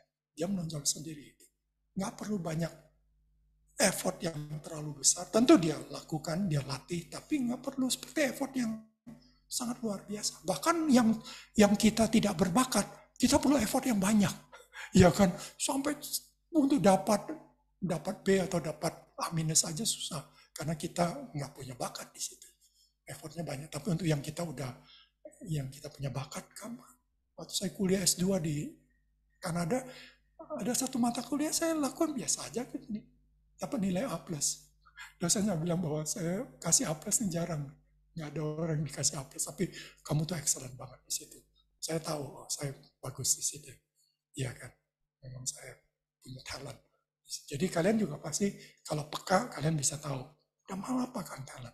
Dokter gigi juga mungkin bisa tahu kan kamu banyak nih, iya kan ada berapa jurusan lagi, kamu tahu aku bagus di sini, tapi nggak bagus ini. Itu bakat. Jadi dari situ kita udah tahu, jangan kemana-mana, jangan kita langsung mikir, oh, tapi nggak ada duitnya. Nanti pokoknya kita udah langsung mikirinnya, kita nggak mau fokus pada talent yang Tuhan berikan. Harusnya kita fokus aja, walaupun secara manusiawi sepertinya kurang menjanjikan, kurang apa. Tapi kalau itu talentnya, kita lebih taat pada panggilan Tuhan. Ya, jadi pada talent call yang Tuhan berikan pada kita. Karena nanti kita akan berkembang. kita akan menjadi excellent, bagus. Ya, daripada kita ambil yang bukan talent kita nggak akan berkembang. Ya kan? Jadi nggak akan excellent. Lalu yang berikutnya adalah heart call, panggilan hati, yaitu ada minat, suka di situ, enjoy melakukan di situ, ya kan? Nggak semua bidang pasti kalian enjoy, ya kan? Jadi anak saya juga bilang, ya aku kok suka yang semua yang berhubungan sama pembuluh darah, pembuluh. Ada ya, saya pikir kok aneh ya. Tapi kalau Tuhan kasih dia ke situ ya memang di situ mungkin. Terus ada si Iren, aku suka yang emergency. Ya kan, mungkin sebagian orang nggak mau ya emergency, betul nggak? Wah, nggak enak lah emergency, itu susah banget gitu ya kan. Dia malah suka, dia merasa exciting gitu kan emergency. Nah itu kan Tuhan kasih udah lain-lain. Itu heart call-nya, panggilannya. Lalu heart call-nya untuk dia mau ke pelayanan ke rumah sakit misi, itu heart call. Orang nggak mau, tapi dia mau.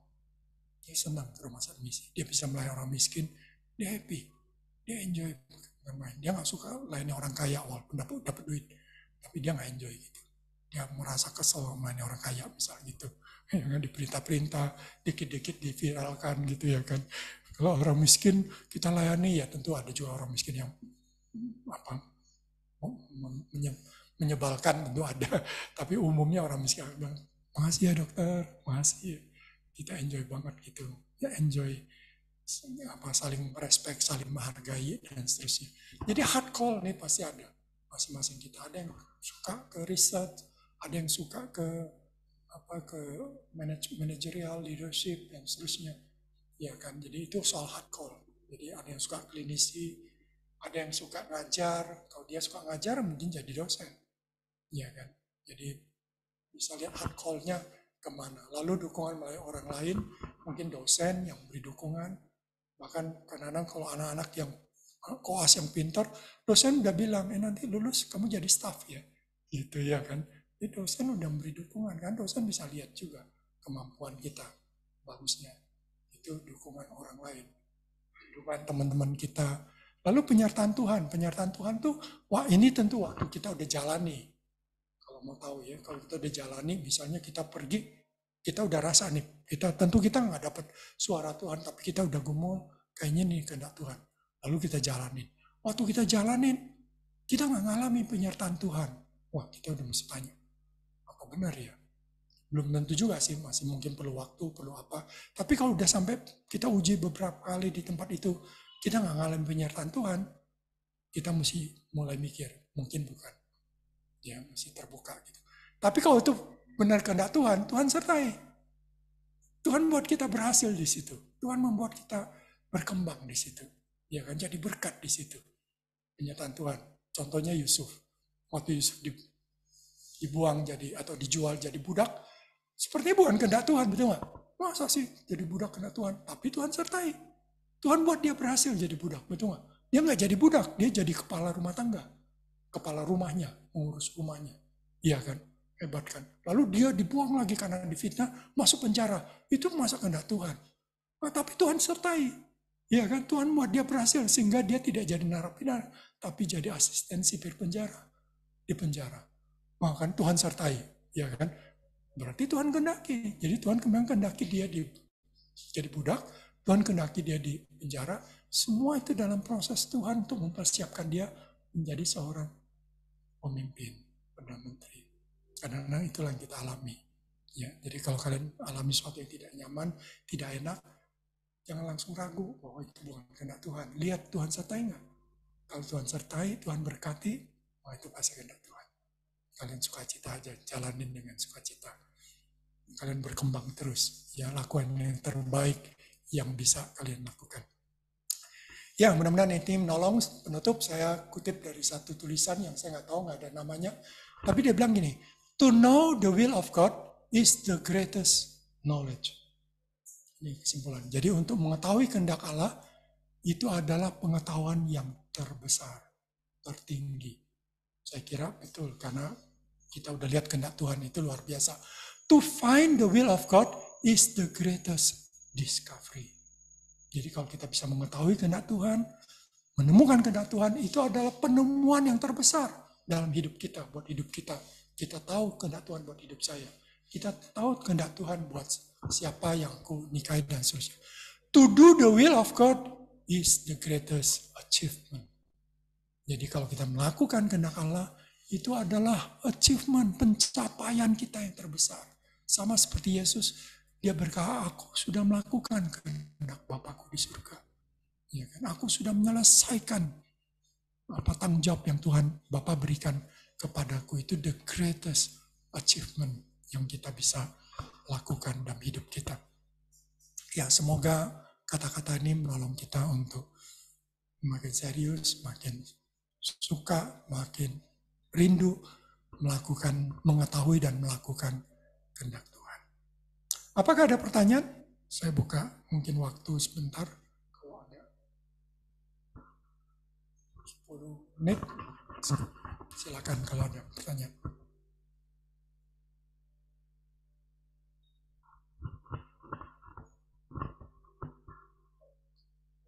Kalian bisa merenungkan dulu. Ya.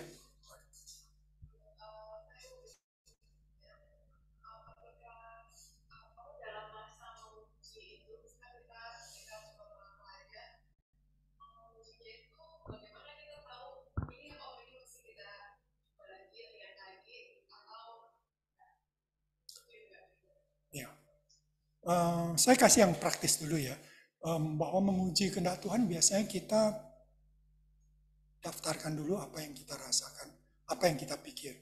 Ya kan, misalnya kalau saya waktu mau menguji tentang panggilan Tuhan, saya setelah lulus mau kerja di mana, saya pikir gitu dari semua, ya tadi yang misalnya kita udah lihat dari talent saya, dari providensi Allah, saya nggak langsung tahu sih, saya nggak langsung tahu, oh panggilan saya menjadi hamba Tuhan gitu, nggak langsung tahu.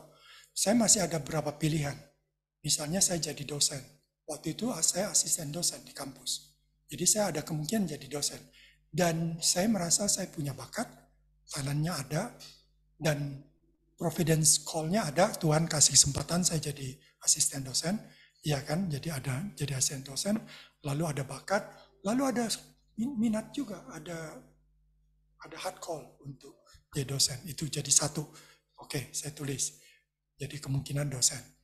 Terus yang kedua, jadi profesional, karena waktu saya tingkat terakhir, saya dapat praktek kerja, dan saya praktek kerja di satu perusahaan semiconductor, Fairchild, perusahaan Amerika gitu, dan saya enjoy banget. Saya waktu kerja di situ saya menikmati berapa bulan saya kerja di sana.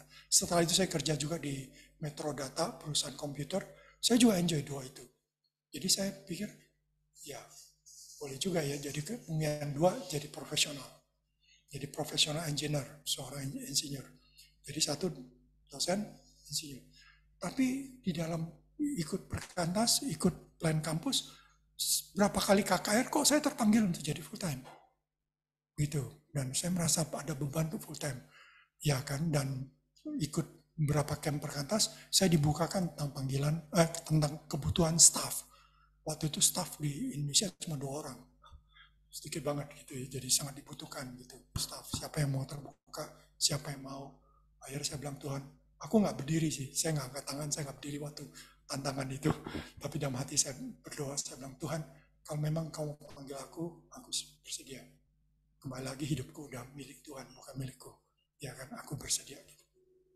Jadi 3 pilihan itu yang jadi staff, yang 3. Nah dari 3 itu tentu saya pertimbangkan, harus pertimbangkan. Kalau saya jadi seorang dosen, kelebihannya apa, kekurangannya apa, hal-hal yang mendukung apa, hal-hal yang kurang mendukung apa. Yang kedua, jadi profesional, hal-hal yang mendukung, yang kurang mendukung, kelebihannya, kurangnya, dampaknya, itu ya saya gumuli. 3 ini saya gumuli gitu. Ya kan, awal waktu gumulin, semua kelihatannya sama. Masih susah mutusin yang mana gitu. Tapi makin lama, didoain tentu, Tuhan aku masih bingung 3 ini, kelihatannya sama. Nanti kalian juga gitu, medis, dokter. Misalnya karena ada pilihan apakah jadi klinisi, tapi nggak langsung tahu. Memang enak ya kalau kadang-kadang saya envy orang-orang yang langsung tahu, dia tuh jago, dia maunya di mana tuh tahu gitu. Tapi kadang-kadang kan enggak. Kadang kita masih ada berapa pilihan itu, semuanya sama bagus. Yang paling susah kalau kita tuh generalis ya. Semuanya bisa, tapi nggak jago. Itu paling susah, itu paling menjengkelkan. paling enak kita tuh langsung spesialis, itu paling enak banget, langsung tahu gitu. Tapi itu sering kita alami gitu. Jadi kita mesti 3. Tapi kita doain 3 itu, setelah doain berapa bulan, saya doain lagi, gumulkan, saya cek lagi, saya lihat ulang lagi, saya makin lihat bahwa ini keunggulannya atau pendukungnya nggak bertambah, tapi negatifnya makin bertambah. Yang kedua, banyak negatifnya juga, tapi keunggulan nggak bertambah. Yang ketiga, banyak keunggulan yang bertambah, negatif enggak. Kan lama-lama kelihatan kan, makin lama, oh iya, kayaknya memang Tuhan mau panggil aku jadi staff gitu. Nah setelah itu didukungnya apa? Ada staff senior yang datang ke aku, yang hubungin aku, entah lewat telepon atau langsung, saya lupa. Hubung aku, kamu doain ya jadi staff gitu. Heran juga saya, kok bisa ya Tuhan kirim dia untuk ngomong sama saya. Nah hal-hal seperti itu, jadi itu providential call yang Tuhan udah bukakan. Jadi kesempatan saya untuk masuk di Perkantas dibukakan Tuhan. Gitu, itu providensial Allah. Akhirnya saya bisa tahu ini panggilan Tuhan. Jadi itu cara menggumulinya step by step gitu. Ya. Jadi enggak ya memang kita bisa retreat, bisa apa, bisa, tapi enggak pakai itu pun kita cuma ambil waktu untuk merenungkan, mendoakan, minta masukan sama orang lain. Saya masih ingat salah satu masukan dari teman. Dia bilang, kamu gimana setelah lulus? Saya bilang, saya masih ada 3 kemungkinan, jadi dosen, profesional, maupun jadi staff. Terus dia bilang sama saya, kalau kamu jadi dosen, baik sih, cuman kamu cuma jadi berkat buat satu kampus. Satu fakultas lagi.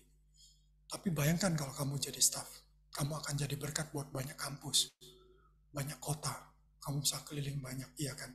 Jadi kamu jadi berkat lebih besar gitu, dibandingkan kamu jadi dosen. Saya tanya sama dia, emang betul kamu lihat saya punya kemampuan untuk bisa jadi berkat buat banyak mahasiswa, banyak kampus? Oh iya dong, kamu lihat aja, kamu di kampus tapi kamu udah kemana-mana.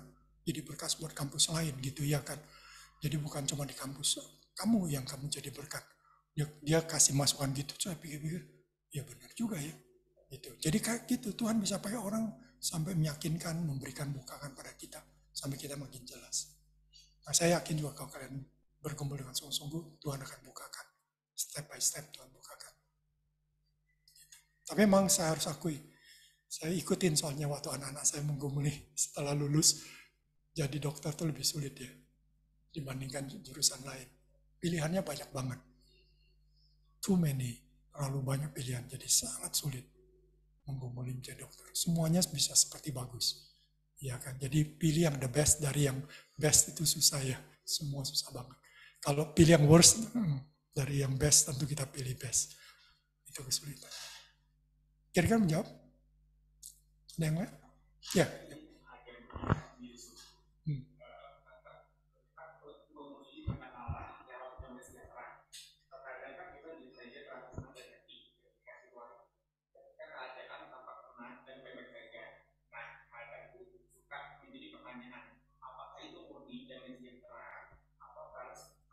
Situasi yang baik-baik aja, begitu juga sebaliknya. Nah, bagaimana kita bisa memuji dan sekitar ini? Maksudnya apakah ada penilaian secara objektif untuk ini, ya kita bisa mengurangi sisi jahat. Thank you. Ya, damai sejahtera itu nggak boleh jadi petunjuk utama. Ya, nggak boleh. Jadi damai sejahtera itu hanya pendukung. Sifatnya pendukung, nggak boleh penting. Jadi harus ada hal yang lain yang lebih penting, yaitu talent itu penting, providensia termasuk opportunity. Kita pengen ambil jurusan objen, banyak kan teman-teman kita bisa mau ambil objen, tapi udah lamar sampai 5 kali nggak masuk, ya kan? Bukan kehendak Tuhan, ya kan? Jangan dipaksakan gitu loh. Jadi padahal mungkin sejahtera banget. Tiap kali mau menggumuli objen sejahtera gitu ya. Karena memang sejahtera itu bisa sangat subjektif. Namun sejahtera juga kita nggak bisa abaikan. Kalau pilihan Tuhan yang benar, kita ada damai sejahtera. Karena Tuhan juga bisa pakai rasa tidak sejahtera untuk menunjukkan pada kita. Padahal kita mungkin udah merasa ini paling bagus semua secara logis. Ini yang paling baik, kesempatan pun ada. Tapi kok nggak sejahtera ya? Nah itu ya, jadi mungkin lebih hati-hati kalau nggak sejahtera ya. Kalau sejahtera itu mungkin kita mesti hati-hati juga kalau bahwa itu jangan-jangan salah gitu. Tapi kalau nggak sejahtera, baru kita lebih serius. Kok nggak sejahtera ya? Padahal semuanya terbuka, lancar semua. Kok nggak sejahtera? Nah itu yang mesti kita pikirkan gitu. Apakah ada something yang Tuhan ingin sampaikan pada kita? Bisa aja mungkin pilihannya benar, tapi motivasi kita salah. Juga Tuhan mau koreksi. Iya kan? Itu. Dan bisa juga memang pilihan kita nggak benar. Kita harus terbuka. Gitu. Mudah-mudahan itu menjawab ya. Jadi sejahtera itu nggak boleh jadi petunjuk utama ya. Itu hanya pendukung sifatnya. Ada lagi?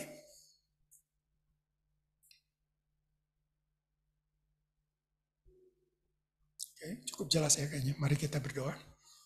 Kami bersyukur Tuhan untuk firman-Mu tentang kehendak Tuhan, tentang topik ini yang kami gumuli. Karena topik ini sangat penting, karena itu juga menyangkut seberapa kami berkenan pada Tuhan, seberapa kami akhirnya memiliki nisbah dengan Tuhan. Sebagai orang-orang yang milik-Mu, menjadi orang-orang yang di dalam kerajaan-Mu, bukan di luar kerajaan Allah.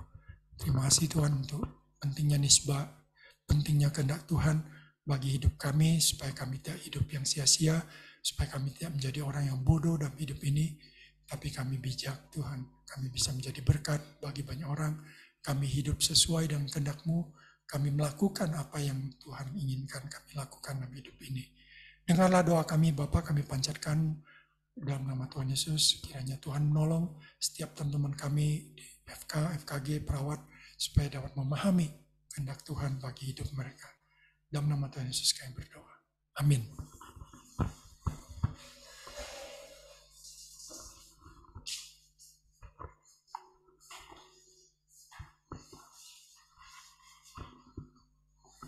Ya, terima kasih Pak Tadius untuk kebenaran firman Tuhan yang boleh disampaikan.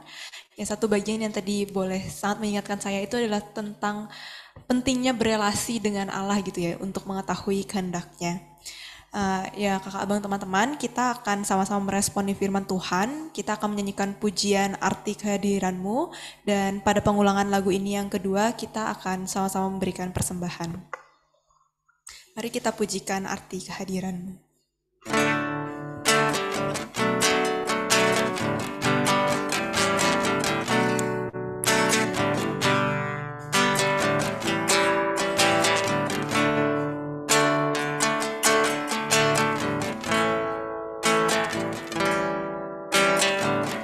Jalanmu tak tersami oleh setiap hati kami. Namun satu hal ku percaya,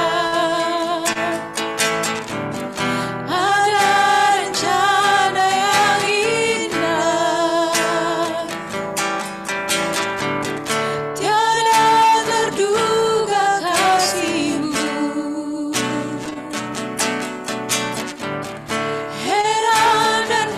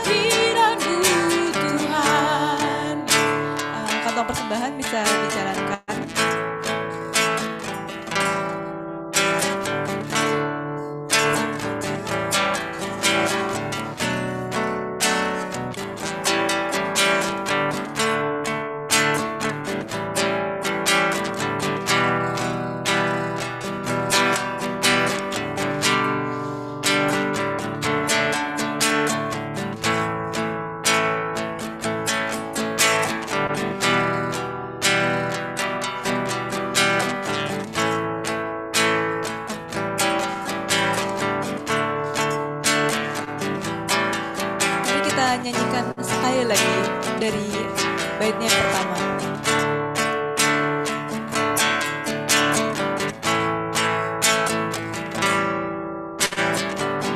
Jalanmu tak terserami oleh setiap hati kami, namun satu hal ku percaya, ada rencana yang indah,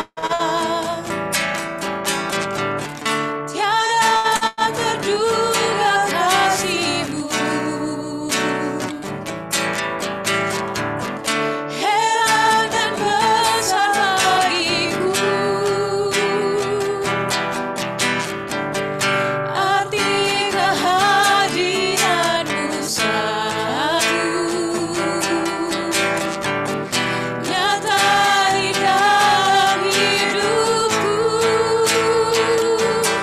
penyertaan-Mu sempurna, rancangan-Mu penuh damai, aman dan sejahtera, walau di tengah badai, inginku selalu bersama, rasakan keindahan, arti kehadiran-Mu Tuhan.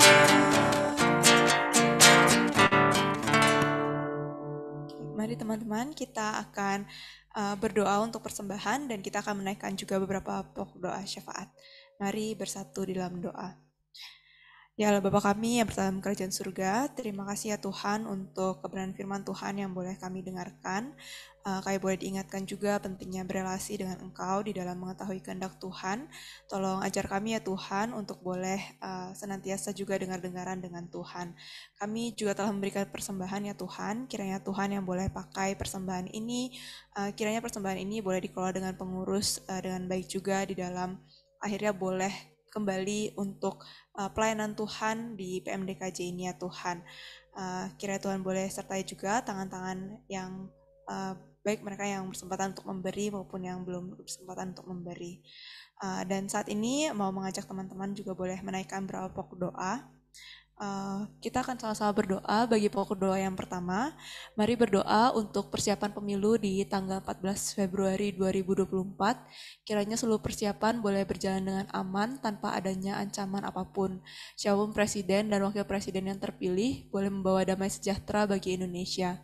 Mari doakan juga untuk para petugas kelompok penyelenggara pemungutan suara atau KPPS. Kiranya juga boleh jujur dan bertanggung jawab dalam bertugas. Mari kita sama-sama boleh menaikkan untuk pokok doa yang pertama ini.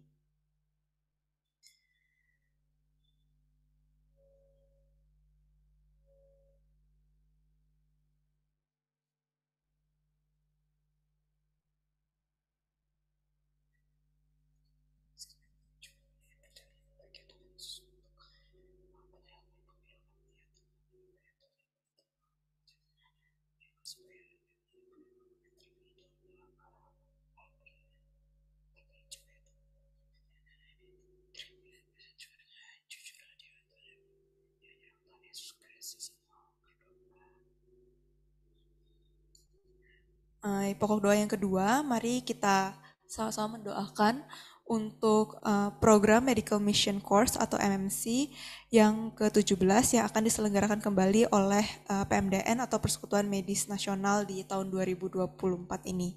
Mari berdoa untuk setiap panitia yang bertugas untuk boleh mempersiapkan kegiatan ini dengan baik. Doakan juga kiranya boleh ada alumni medis muda yang terbeban dan memiliki visi untuk mengikuti pelatihan ini. Mari kita berdoa untuk Medical Mission Course. Tuhan Yesus, kami juga boleh berdoa untuk program MDN itu Tuhan kiranya Tuhan yang juga berkenan melalui program ini ada alumni muda Kristen medis yang terbeban dan boleh mengikuti sama-sama dan ini boleh diutus melayani di tempat-tempat misi. Doa bagi panitia yang menyiapkannya orang-orang yang akan terlibat di dalamnya. Kiranya tulis yang jelas di dalam memperlengkapi orang-orang yang akan terlibat di dalam program ini ya Tuhan. Biarkan Tuhan penuntun kuasa Tuhan Yesus Kristus. Pokok doa ketiga yang terakhir, mari kita juga sama-sama mendoakan, yakni pada tahun 2024 Perkantas Jakarta akan mengadakan kegiatan retret koordinator dan retret antar kampus medis Jakarta atau RAKMJ. Mari kita sama-sama berdoa, kiranya boleh ada mahasiswa yang terbeban untuk mengikuti kegiatan ini. Kiranya di tahun ini juga boleh ada kerjasama atau integrasi pelayanan mahasiswa dan mahasiswa medis. Mari kita berdoa bagi pokok doa ini. Tuhan Yesus, kami juga berdoa Tuhan menyerahkan untuk MK dan juga RAKMJ ya Tuhan.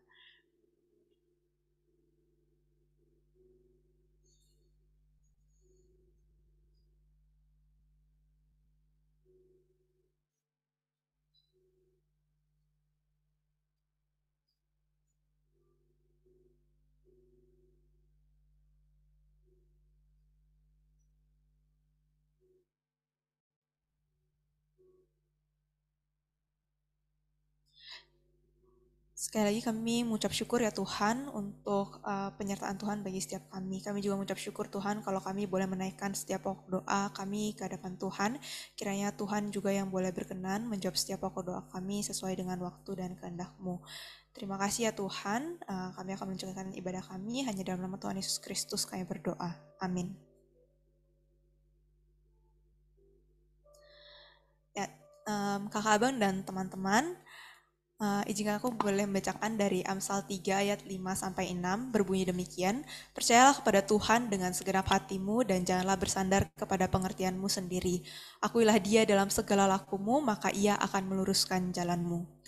Mari nyatakan komitmen kita untuk belajar merendahkan hati dan bersandar kepada Tuhan serta melaksanakan kehendak-Nya. Dengan bangkit berdiri, mari pujikan kehendak Tuhan laksanakan baitnya yang pertama, kedua, dan keempat.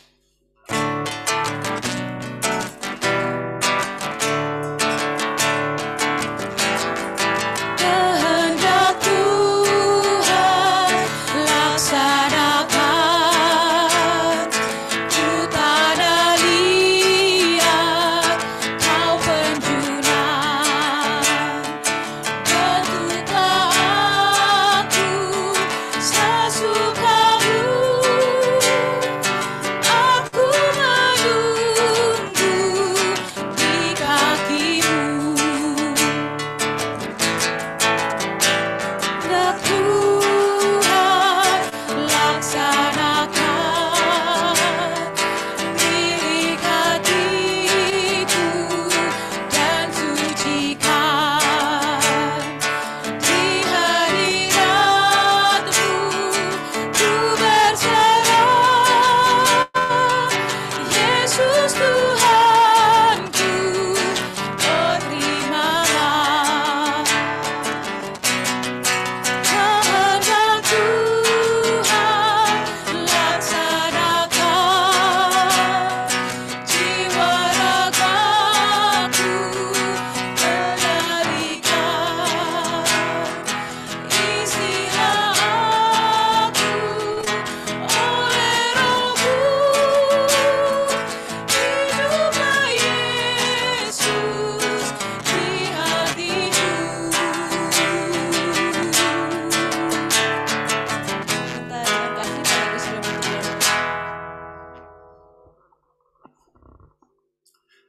Bapak, seperti lagu tadi, biarlah itu juga menjadi doa kami bagaimana kami rindu kehendak-Mu boleh terjadi dalam hidup kami, supaya biarlah hidup kami tidaklah hidup yang fana, hidup yang sia-sia, tapi hidup yang bijak dan hidup yang abadi.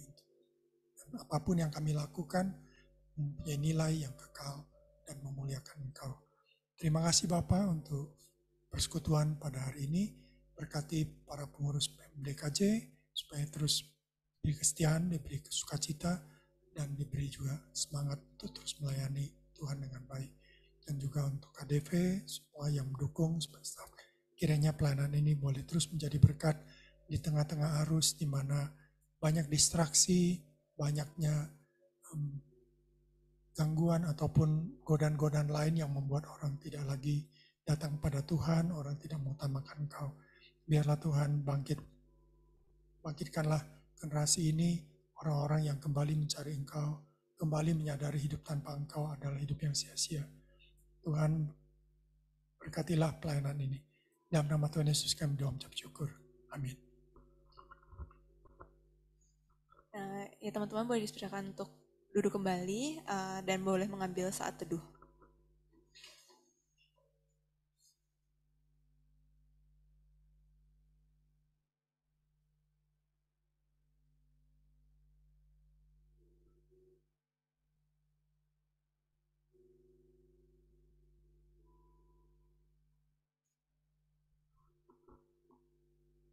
Oke teman-teman, kita ada beberapa warta.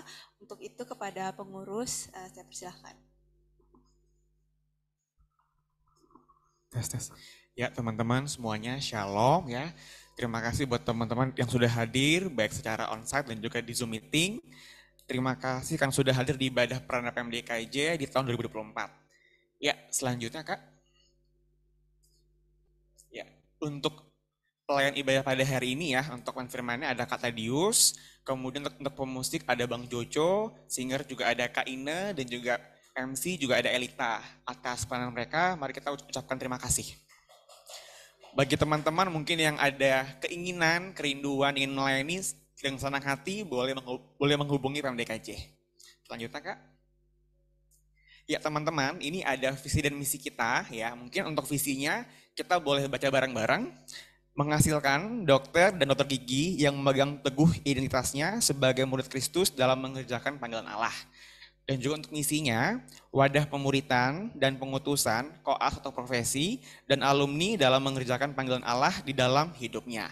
Kiranya visi dan juga misi ini boleh menjadi beban kita semua. Selanjutnya, Kak Gulu. Ya, untuk teman-teman yang mungkin terlewat bisa buka di YouTube Perkantas Jakarta. Di situ ada rekapan semua ibadah kita. Jadi kita bisa kembali bareng-bareng bersama untuk bisa kembali melihat kembali ibadah kita. Selanjutnya. Ya, untuk teman-teman yang ingin memberikan persembahan juga bisa lewat Bank Mandiri maupun dompet digital. Selanjutnya, Kak Glo. Ya, untuk ibadah berikutnya akan diadakan tanggal 23 Maret ya. Nanti untuk selengkapnya akan dihubungi oleh kami, para pengurus PMDKJ. Selanjutnya Kak. Ya teman-teman, mungkin ini ya bisa di-share ke di kampus masing-masing, entah ke juniornya dan juga para alumni yang lulus bahwa akan ada program MMC, Medical Mission Course yang akan diselenggarakan tahun ini 2024.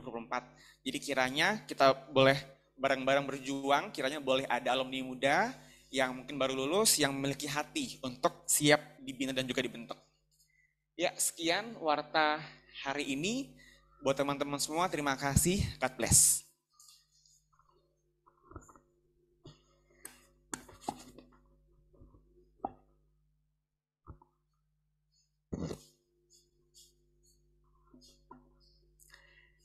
Ya, teman-teman kita ini ada sedikit snack, mungkin bisa ambil di belakang.